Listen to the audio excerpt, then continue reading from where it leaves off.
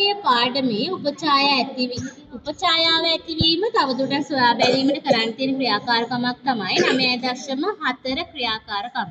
මේකෙදී අපි විදුලි පන්දම මුහුණතට පාට දෙකක් ආලේප කරන ලද වර්ණ පොලිතීන් වලින් ආලෝක ප්‍රභවය හදාගෙන තියෙනවා.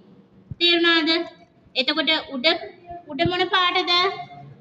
නිල් පාටයි යට රතු පාටයි. දැන් අපි පාරාන්ත වස්තුවක් තුලින් මේ ආලෝක කිරණය අවල බලනවා.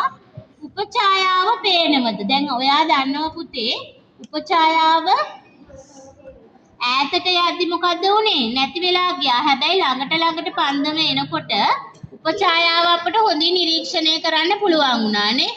දැන් බලන්න. දැන් ඔයාලට උපඡායාව පේනවද? උපඡායාව පේනවද? දැන් බලන්න උඩින් පේන්නේ මොන වගේ උපඡායාවක්ද? නිල් පාට උපඡායාව. ඊට පස්සේ යටින් පේන්නේ රතු පාට උපඡායාව. නේද?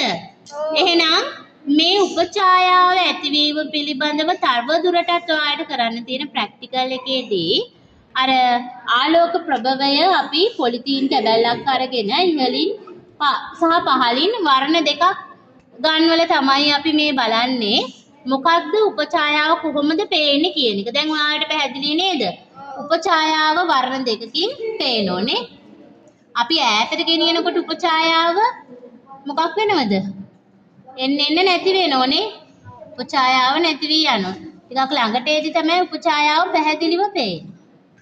හරි නේද එහෙනම්?